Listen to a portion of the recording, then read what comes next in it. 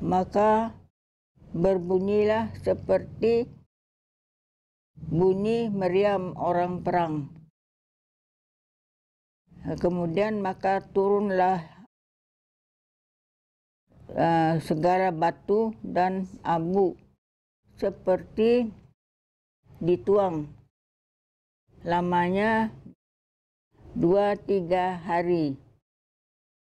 Setelah itu maka teranglah hari. Maka melihat rumah dan tanaman sudah rusak semuanya.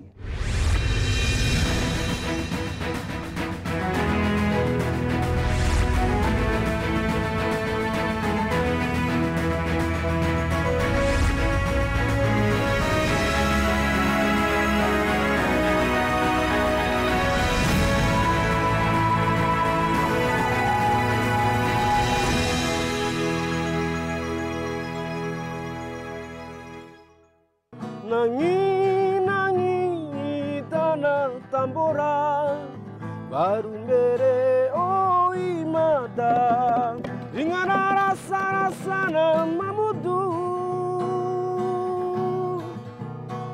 leli toro Tambora maina balati loa ditula sekali kakilana piri rombala.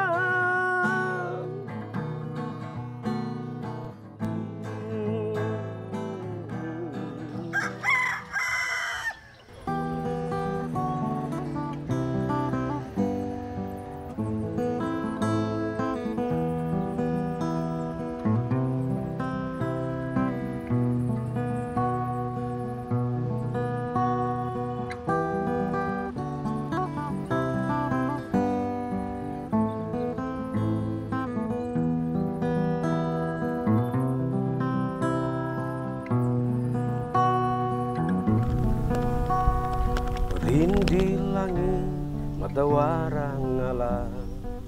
Lebih dari 200 tahun setelah meletus pada 10 April 1815, Gunung Tambora justru melahirkan peradaban baru.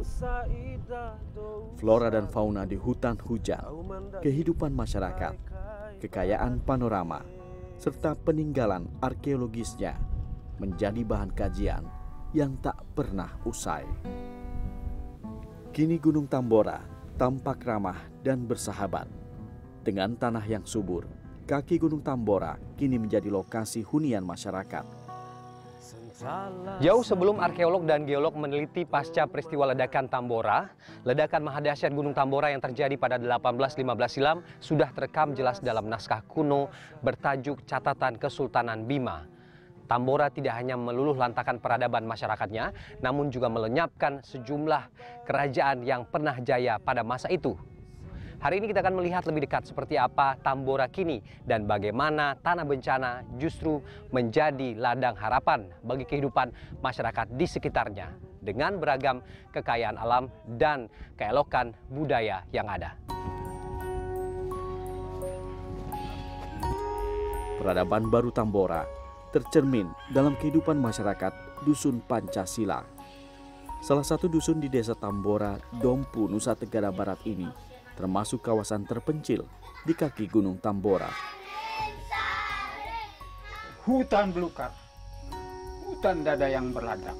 Waktu saya datang sini pada tahun 60, tidak berani orang pada saat itu zaman PKI masuk hutan aja dianggap PKI, kan seperti itu. Karena di lereng Tambora ini, namanya lereng Pak ya, hanya mengandalkan berladang aja Pak. Ya kalau tidak berladang mati mereka Pak. Seperti itu, katakan seperti itu kasarnya. Jadi dia berladang dari bawah lama, umpama naik ke sini. Itu sebelum ambil pakin oleh yakin nih.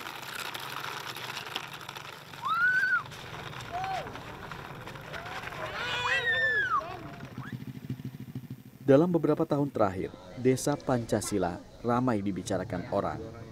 Bila hendak mendaki Gunung Tambora, desa Pancasila adalah salah satu dari 3 rute yang biasa dilalui.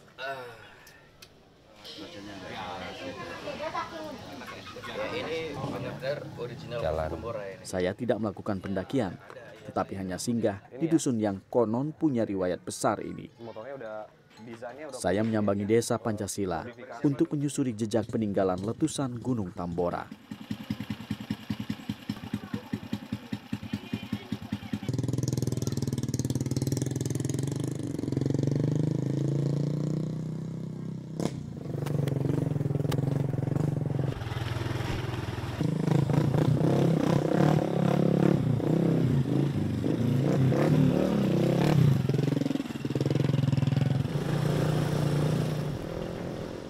Ladang kopi milik warga terhampar sepanjang perjalanan kali ini.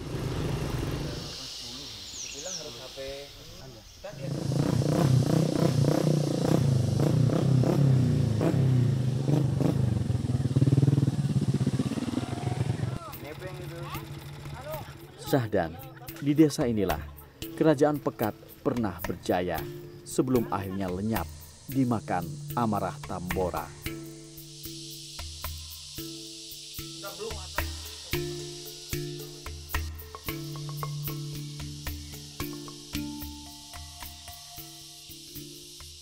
Tak mudah mencari fosil atau benda peninggalan peradaban masa lampau di sekitar Tambora.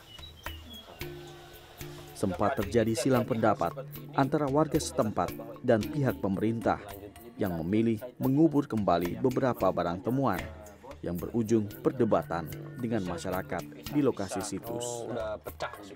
Jadi apa yang disebutkan di beberapa literatur yang mengatakan bahwa ada bekas rumah, ada bekas alat-alat pertanian begitu, bahkan ada fosil kuda begitu, tidak ada bukti fisik begitu Pak Sulaiman.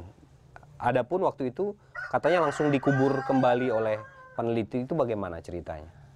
Memang betul, dalam setiap kotak-kotak itu, di kotak itu dari penelitian khususnya dari Balar Bali, khususnya dari yang utuh itu dari Balar Bali. Dari Balar Bali ini ditemukan salah satu tempat rumah yang dalam keadaan utuh, yang walaupun sifatnya atap dan yang lain itu dalam keadaan terbawa arus banjir lahar letusan gunung. Ya, namun seperti fosil kerangka kuda itu, nah ada ditemukan oleh peneliti juga, namun di sini sungguh sangat disayangkan dikubur kembali atau ditanam kembali. Bere afi, bere moti, ororunduna kone nifi nifi. Bere afi, bere moti, ororunduna kone nifi nifi. Kehidupan di kaki Gunung Tambora terus berjalan. Namun catatan dan kenangan tentang kerusakan kerajaan Pekat dan letusan maha dahsyat tetap menyisakan kekhawatiran karena bencana bisa datang kembali kapan saja. Maina balatilo aditula sakali kakilana piri rombala.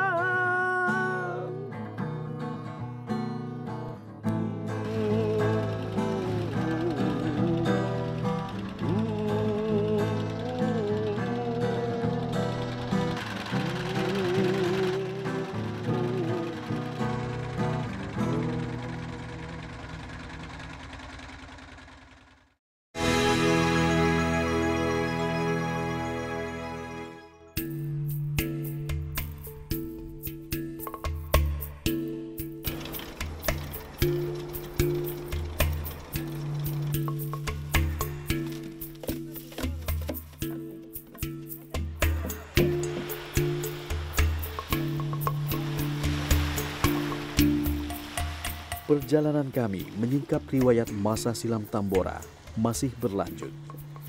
Kami memilih pintu masuk dari Pulau Satonda melalui Labuhan Kenanga, Desa Kenanga, Kecamatan Pekat.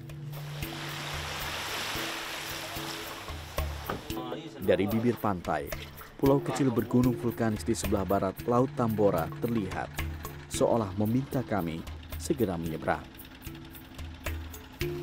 Bukan hanya keindahan panorama bawah laut yang akan dikenang, tetapi Pulau Satonda pun menyimpan sejarah besar tentang legenda Tanah Bima. Secara historis, Pulau Satonda tidak bisa dipisahkan dari kehidupan masa lalu masyarakat Bima. Sang Bima, pendiri kerajaan Bima yang menjadi cikal bakal wilayah Danam Bojo atau Tanah Bima, berasal dari pulau ini.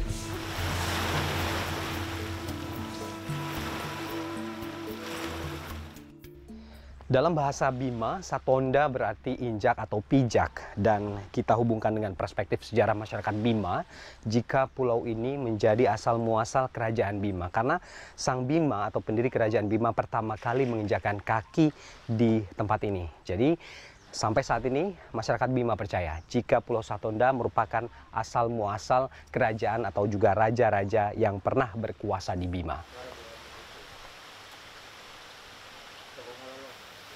Meski tak berpenghuni, Pulau Satonda kini menjadi destinasi wisata bahari di Bima karena panorama alamnya yang mempesona.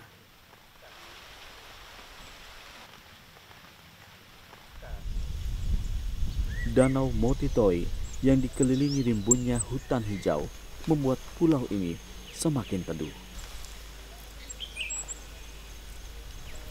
Danau berair asin inilah yang memunculkan teori pulau tersebut adalah gunung api. Namun dugaan lain menyebut air asin di danau ini merupakan limpahan dari laut akibat tsunami saat gunung Tambora meletus. Di sini biota laut Nemo, terumbu karang, dan keindahan bawah pantai tampak sangat menawan. Tak aneh jika Pulau Satonda ditetapkan sebagai Taman Wisata Alam Laut pada 1999. Di tepi Danau Satonda, banyak bebatuan digantungkan pada pepohonan yang dikenal dengan pohon Kalibuda. Secara kasat mata, pohon ini mungkin seperti pohon biasa yang ada di sekitarnya. Tapi yang tidak biasa adalah ini. Batu-batu yang menggantung seperti ini merupakan simbol dari doa serta harapan bagi orang-orang yang ingin menyampaikan keinginannya. Jadi mereka akan menggantungkan batu seperti ini dan berisi harapan serta doa. Dan bagi yang sebagian percaya, pohon ini bisa mengabulkan harapan-harapan tersebut. Tapi bagi yang tidak, memang pohon harapan ini hanya sebagai daya tarik wisata di Pulau Satonda. Orang menyebutnya pohon harapan. Konon, siapapun yang menggantungkan batu pada pohon ini, keinginannya dapat terkabul. Hari beranjak senja. Kami mengarungi laut yang pasang, menyeberang pulang. Perahu semakin jauh meninggalkan Satonda. Langit berhias mega. Matahari tenggelam mengantar kami kembali ke Labuhan Kenanga.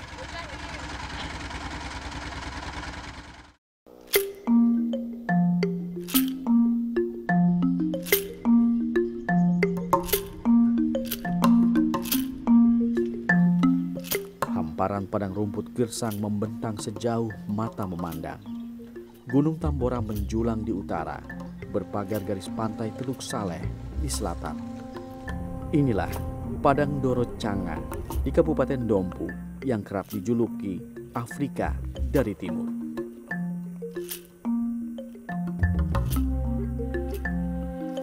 Lahan seluas puluhan ribu hektar ini dijadikan lokasi pengembangan ribuan hewan ternak yang dilepas.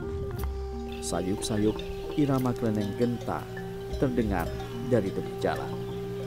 Sekawanan sapi berjalan beriringan di pinggir padang.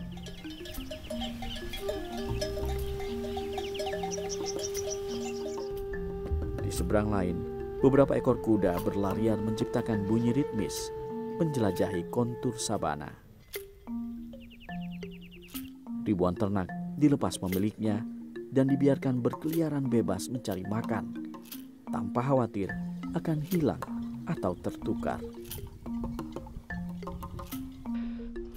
Jadi hampir seluruh peternak di Pulau Sumbawa ini melepas liarkan hewan ternak mereka di kawasan Doroncanga ini.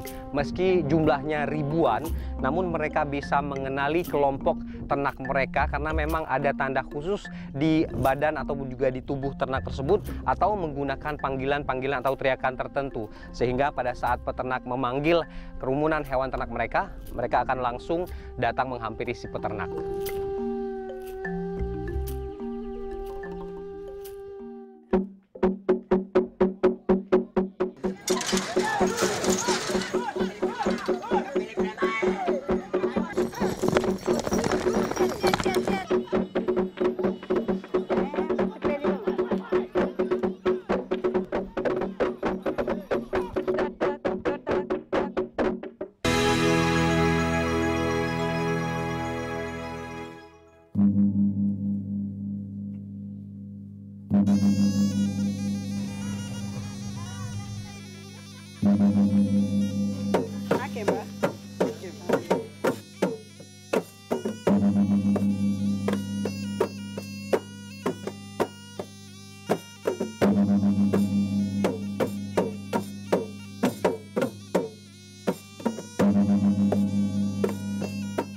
Hari-hari terakhir perjalanan, kami kembali ke Bima untuk menyingkap lebih jauh daerah pesisir ini. Garis pantai dan puncak-puncak bukit berpendar di Teluk Bima. Angin berdesir, membuyarkan lamunan akan sejarah Bima yang terangkum dalam perjalanan ini. Kota Bima adalah kota kecil bersejarah besar. Bima merupakan kota pesisir dengan sejarah pelabuhan yang kuat. Kami terus menyisir kota ini, menyelami cerita dari naskah lama.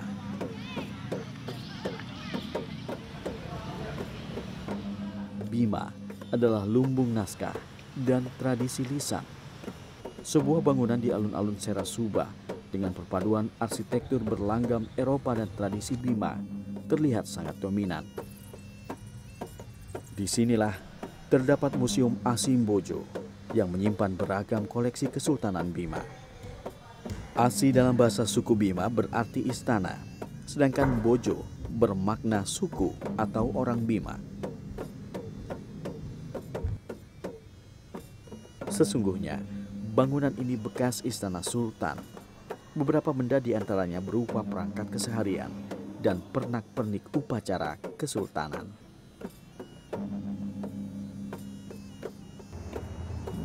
Dan semua ada aturan-aturan adat dipakai, aturan-aturan pemerintah juga harus kita diikuti, sehingga jarang ada pertikaian gitulah.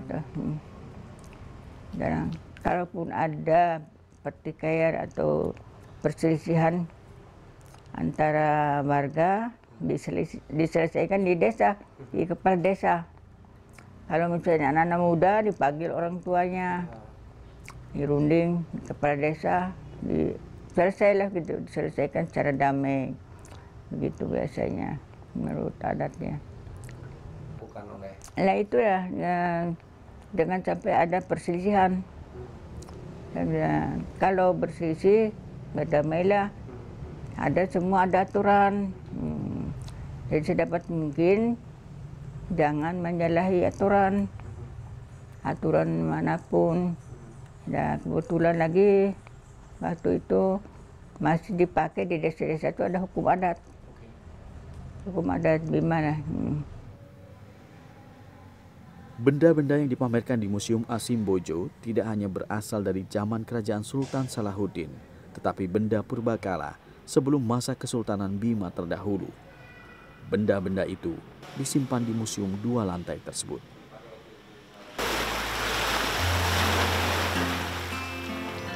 Kami menyempatkan diri untuk mengunjungi sesi latihan para joki cilik di Desa Panda. Hari itu, pacuan kuda sudah didatangi bocah-bocah. Tidak semua anak berminat dan berbakat menjadi joki cilik. Jiwanya harus senang pada kuda.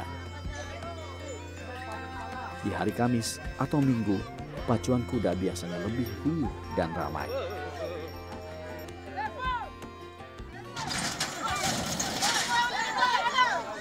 Meski tak terlalu setuju anak-anak di bawah umur ini dijadikan ladang uang, kuda merupakan salah satu identitas alam dan budaya yang penting bagi Bima, Nusa Tenggara Barat.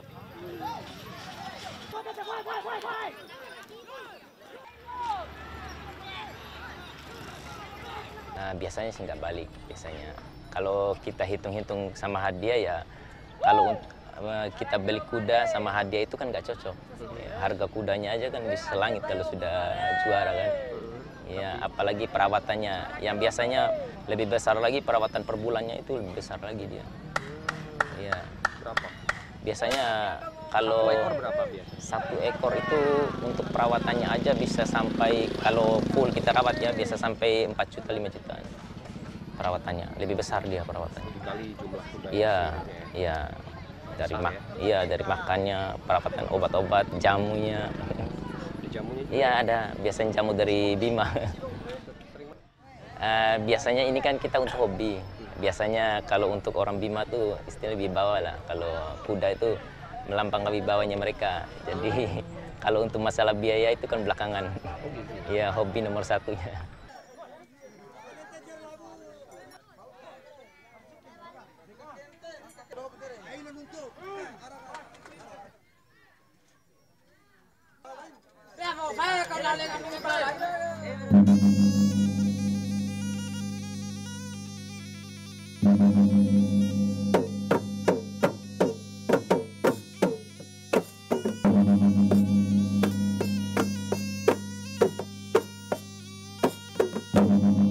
Disambut dengan tarian rimpu, kami tiba di Desa Maria, Kecamatan Wawu. Disinilah nilai-nilai ajaran leluhur Bima terus dihidupkan. Rimpu adalah busana adat bagi kaum perempuan. Colo biasanya dipakai oleh perempuan yang sudah berkeluarga, sedangkan rimpu mempida dikenakan oleh gadis lajang. Ini tari itu setiap tahun dilakukan pada setiap ada upacara hitanan atau upacara perkawinan. Ada perkawinan resepsi, jarang memakai itu, tapi perkawinan adat. Ya, nikah dende namanya. Ya. Jadi yang positif sekali setiap ada hitanan. Nah, dengan setiap upacara lengge ini. Di desa ini terdapat situs tradisi yang lazim disebut Uma Lengge. Uma dalam bahasa Bima berarti rumah, sementara Lengge adalah kerucut atau pucuk atap. Uma Lengge pada dasarnya adalah lumbung untuk menyimpan beras, padi, dan hasil pertanian lain seperti jagung.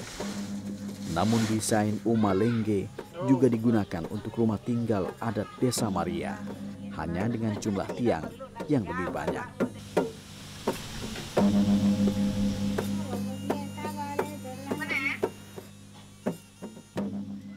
Zaman terus saja maju dan teknologi berkembang dengan membawa beragam kemudahan, namun tradisi tetap dipertahankan. Inilah yang menjadi prinsip bagi warga di Kecamatan Wawu, Kabupaten Bima. Uma Lengge yang berada di kawasan ini masih terus dipertahankan keberadaannya hingga kini. Meski jumlahnya tidak sebanyak dulu, hanya tinggal belasan, tapi paling tidak keberadaan komplek rumah Lengge ini masih menjadi lumbung pangan masyarakatnya. Dasar filosofi Uma Lengge adalah gotong royong dan kebersamaan. Tradisi ini juga mengajarkan sikap hemat dan melawan hawa nafsu, karena warga hanya boleh mengambil beras seminggu sekali. Sampai maira nih, tenggeri cara ruku mai tambah juna. Bangunan tradisional adat ini tidak putus-putus dirawat. Tradisi yang terus dilestarikan oleh masyarakat desa sejak abad ke-8. Sebagai warisan dari ajaran nenek moyang, konon beras-beras di lumbung itu menangis terseduh bila warga menukarnya dengan ikan, baju, atau barang sandang pangan lainnya. Warga Maria percaya padi tumbuh dan dipanen untuk bahan pangan pokok, bukan untuk kepentingan individu yang melenakan.